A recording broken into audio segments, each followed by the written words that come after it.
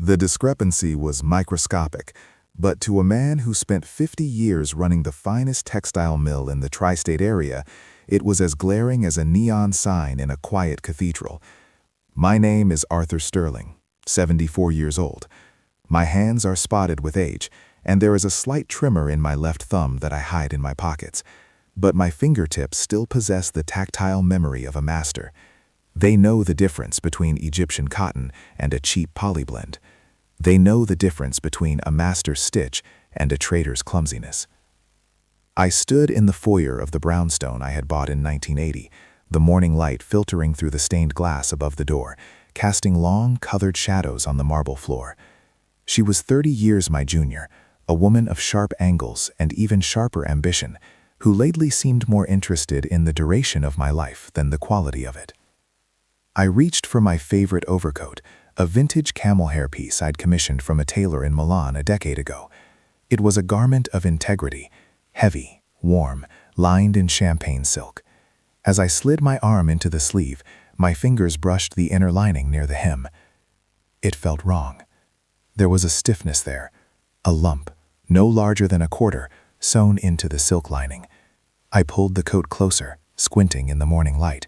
I ran my thumb over the stitching.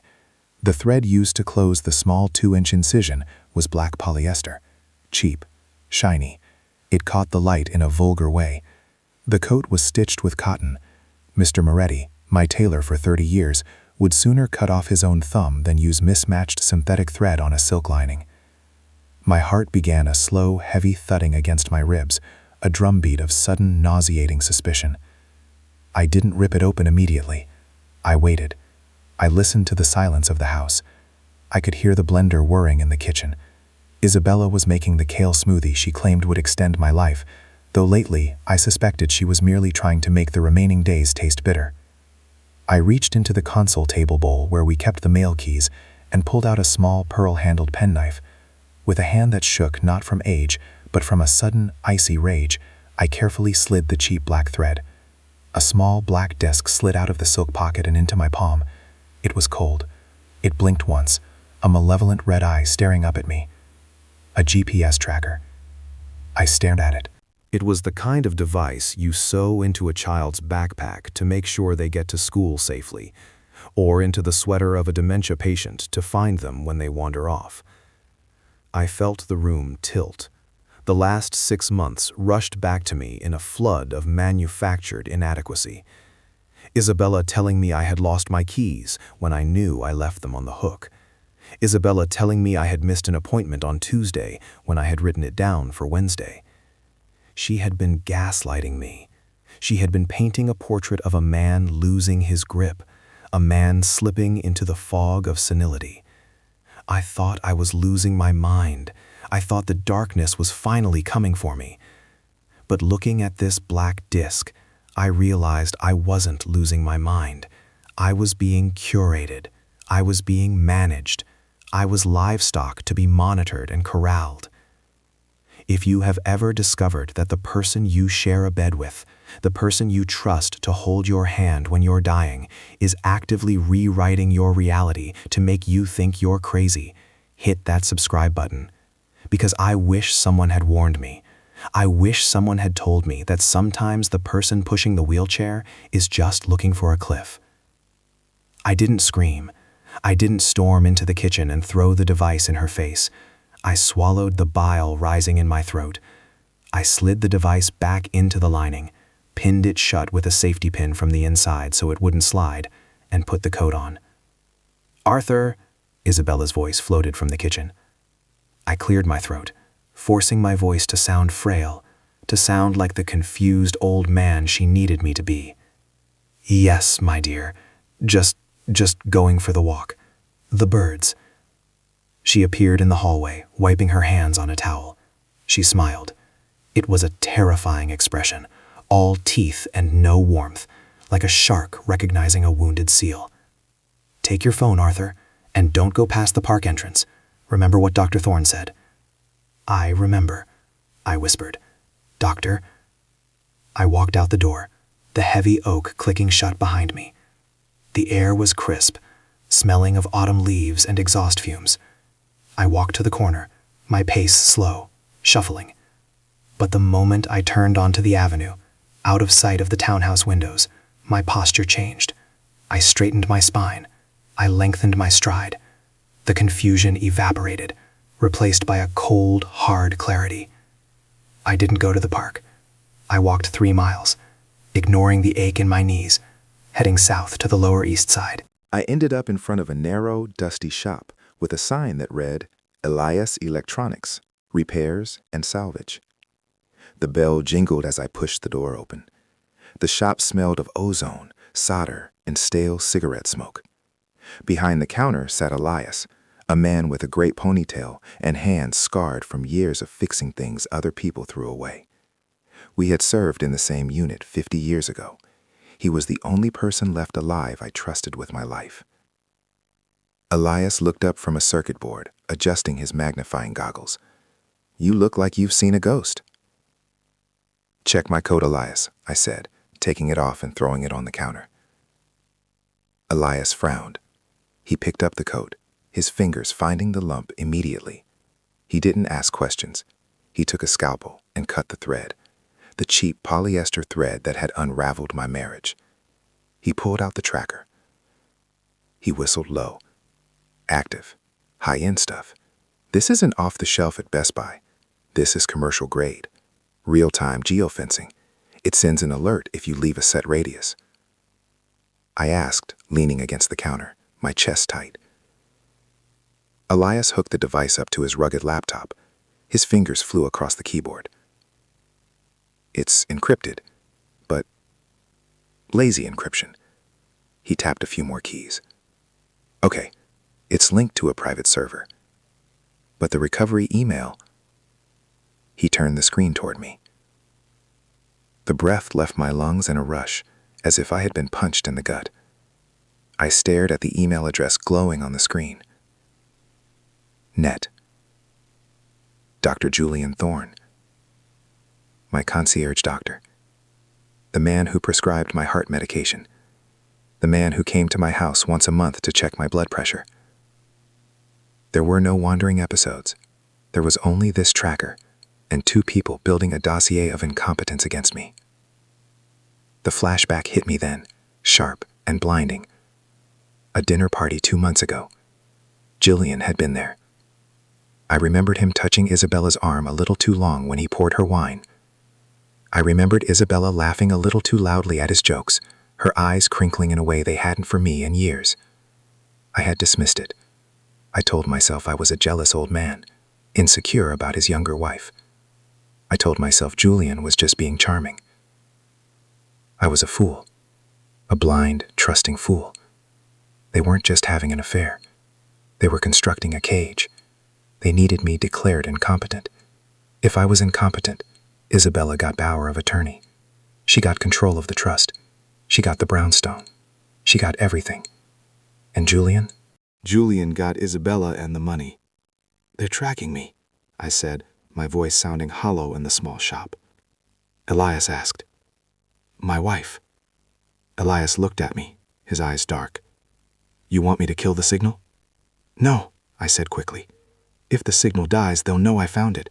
They'll panic." I looked at the screen. "Where is the home location said?"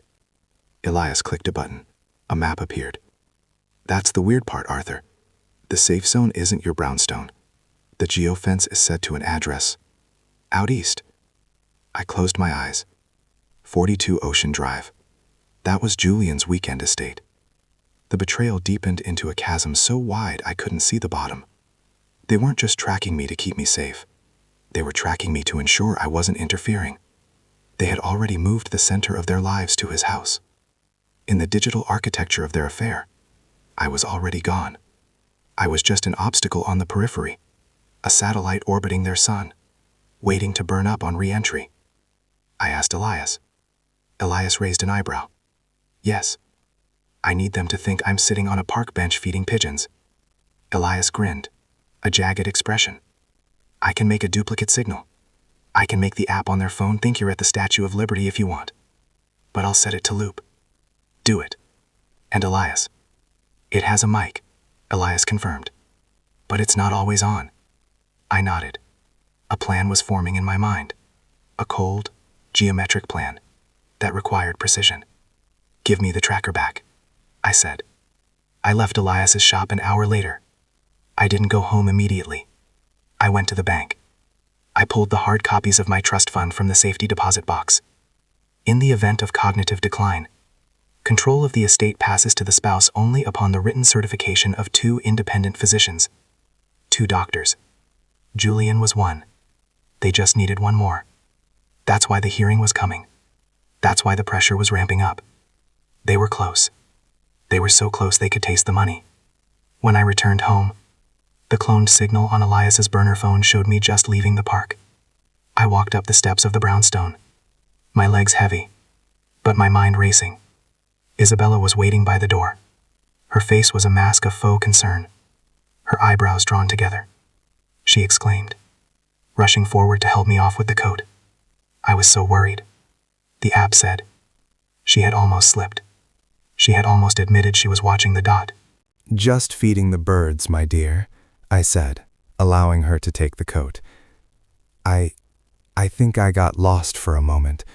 The streets." She smiled, a predatory softening of her eyes. She patted my cheek. "It's okay. We'll take care of you. You don't have to worry about anything anymore. Dr. Thorne is coming over for dinner tonight to check on you." "Dr. Thorne," I repeated, tasting the name like ash. "That sounds wonderful. I do like Julian." Isabella turned away to hang up the coat, but I saw the smirk she couldn't hide. She thought she had won. She thought the game was over.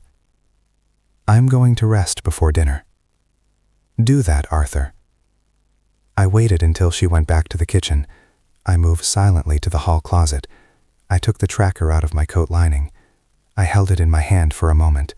It was so small, yet it carried the weight of my entire marriage. I walked into the master bedroom. Isabella's purse sat on the vanity. It was a designer bag, heavy Italian leather, expensive and structured. I opened it. It was cluttered with the artifacts of her life: lipstick, receipts, a second phone I didn't know she had. I slipped the tracker into the hidden lining at the bottom of the bag, pushing it deep between the leather and the fabric where it wouldn't be felt. I looked at her reflection in the mirror. I looked at the bed we had shared for 20 years. "Tonight, Isabella," I whispered to the empty room. "Tonight we find out exactly where you go when you think I'm asleep." I closed the bag. I went to my room. I lay on the bed and stared at the ceiling, waiting for the sun to go down, waiting for the doctor to arrive, waiting for the trap to snap shut. The dinner was a masterclass in cruelty masked as compassion, a performance so seamless I almost applauded the actors. Dr. Julian Thorne sat at the head of my table, the mahogany table I had purchased for my 30th anniversary with my first wife, cutting his steak with the precision of a surgeon who enjoys the incision a little too much. He asked me questions designed to confuse, little verbal tripwires meant to make me stumble in front of the audience of one. "Did you?" he asked, pausing with a piece of rare meat halfway to his mouth. I blinked, feigning the fog they expected. "Symphony?" He frowned, turning to Isabella. "We discussed the tickets last Tuesday." I watched Isabella nod in agreement, her eyes wide with fake worry, her hand fluttering to her throat. "Yes, darling. You insisted we buy them." "But then you forgot to dress for dinner. We stayed home because you were—" I hadn't been agitated. I had been reading a book on the history of silk trade routes in the library, but I played along. I let my hand shake as I reached for my water glass. I let the condensation slip through my fingers, spilling a small puddle on the tablecloth. I stuttered. I dropped my fork with a clatter that made Isabella jump. I let them believe the man across from them was a crumbling ruin, a building condemned and ready for demolition. I'm sorry," I whispered, staring at the stain on the linen. My mind— "It's the progression, Arthur," Julian said, his voice dripping with a professional concern that made my skin crawl. "It's accelerating faster than we anticipated.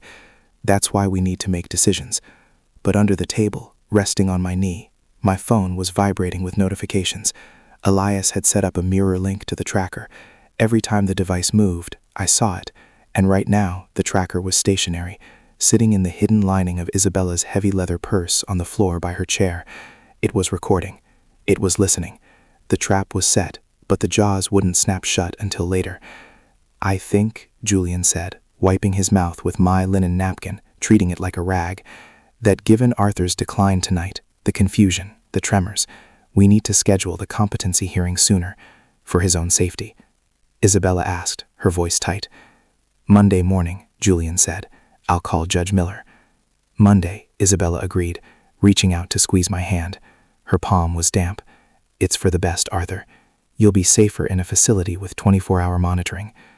Shady Acres, a warehouse for the unwanted, a place where they sedated you until you stopped asking questions." "I suppose you're right," I whispered, pulling my hand away as if in shame. "I feel tired." "Go to bed, Arthur," Julian said, dismissing me in my own dining room. I excused myself to bed. I walked slowly up the stairs, gripping the banister, listening to the murmur of their voices below, the conspirators plotting the disposal of the body while the heart was still beating. I lay in the dark, fully clothed, listening. An hour later, I heard the front door open and close. I checked my phone. The dot on the map began to move. Isabella wasn't in her room. She wasn't reading. She was in her car, and she was taking the tracker and her purse with her. I watched the dot travel across the city map on my screen, a glowing red line of betrayal. It didn't go to the pharmacy. It didn't go to her sister's house in Queens. It merged onto the Long Island Expressway, heading east. Speed, 75 miles per hour. Destination, inevitable. It went straight to 42 Ocean Drive, the Hamptons, Julian's estate. I watched the dot stop in the driveway. I watched it move into the house. I watched it settle in what I assumed was the master bedroom. I didn't sleep. I didn't pace. I sat in my wingback chair and watched the evidence accumulate in real time. I put on my best suit, the navy charcoal wool with the pinstripes. I tied my tie with a perfect Windsor knot. I called my lawyer, Mr. Henderson, at 3 a.m. Henderson was a man who slept less than I did and was as ruthless as he was expensive. "Is it your wedding anniversary?"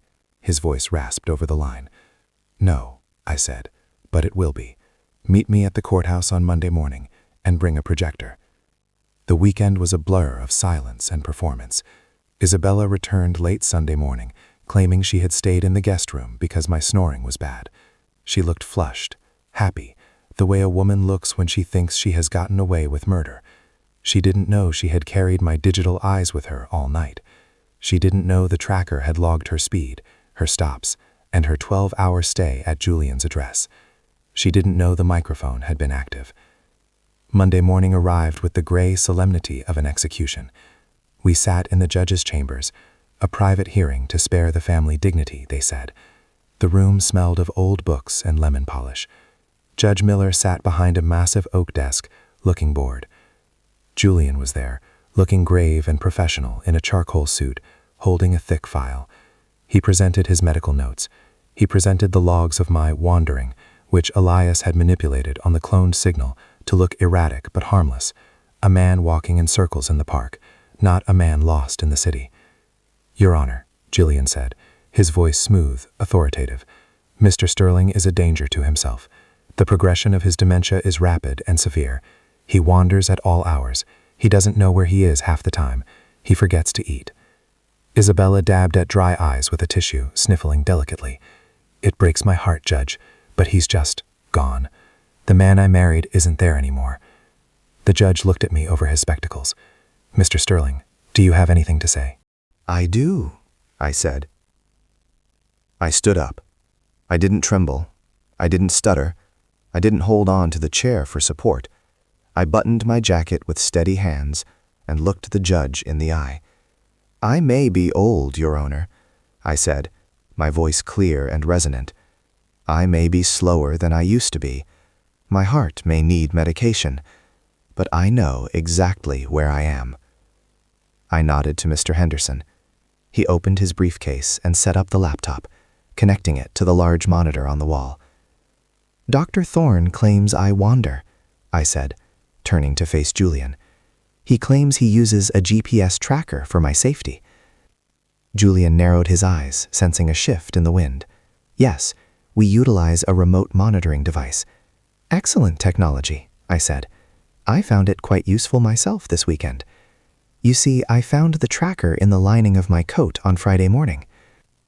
Isabella went still. The tissue froze halfway to her face. The color drained from her skin like water from a cracked pitcher, leaving her gray and terrified. "I placed it in Isabella's purse," I continued, my voice hardening. "Mr." The screen flickered to life. A map of the city appeared. A bright red line traced a path from my brownstone, down the highway, straight to the coast. It stopped at a specific address, pulsating with a digital accusation. 42 Ocean Drive, I read aloud. "That is your residence, is it not, Doctor?" Julian didn't answer. He was staring at the screen, his jaw tight, a vein pulsing in his temple. "The tracker shows Mrs. Sterling arrived at your home at 11 p.m. on Saturday and did not leave until 8 a.m. Sunday," I said, pointing at the timestamp. "Julian," snapped, standing up, knocking his chair back. "This is a medical hearing, not a divorce court." "It is relevant," I countered, my voice rising, filling the small room with the thunder of a man reclaiming his life. "Because it proves a conspiracy to defraud. It proves a conflict of interest so deep it violates every ethical oath you ever took. You aren't diagnosing a patient, Doctor." I pulled out a second document from my pocket, a USB drive. "And this is the audio log," I said. "You see, the tracker you bought, Julian? It has a microphone." I plugged it into Henderson's laptop. I pressed play. The tinny, undeniable sound of Julian's voice filled the chambers, recorded from inside Isabella's purse on his bedside table. "Don't worry about the hearing. Miller owes me. Once we get the power of attorney, we sell the brownstone immediately." We put him in Shady Acres by the end of the month. The new meds will finish the job in 6 months. The silence that followed was absolute. It was heavy, suffocating. The judge looked from the screen to the doctor, his face hardening into stone. Isabella was weeping now, real tears of terror, her hands shaking uncontrollably. That's taken out of context," Julian stammered, his face pale. "Motion for conservatorship denied," the judge said, his voice cold as ice. He slammed his gavel down, though he didn't need to. "And I am referring this evidence to the district attorney for conspiracy to commit murder and fraud." He looked at Julian with pure disgust. "Dr. Thorne, I suggest you don't leave town." I walked out of the courthouse alone. Isabella tried to grab my arm in the hallway, begging, pleading, claiming she was manipulated. I pulled my arm away gently, as if she were a stranger who had mistaken me for someone else. "I don't know you," I said softly. I walked out into the sunlight. The air smelled of rain and exhaust, but to me, it smelled of freedom. I hailed a yellow cab. "Where to, sir?" the driver asked. "Mr. Moretti's tailor shop," I said, leaning back against the vinyl seat and closing my eyes. "I need to get a coat fixed. I need the lining stitched back up. And tell him to use the silk thread this time." I touched the empty pocket of my coat. The heavy lump of the tracker was gone. The weight of their betrayal was gone.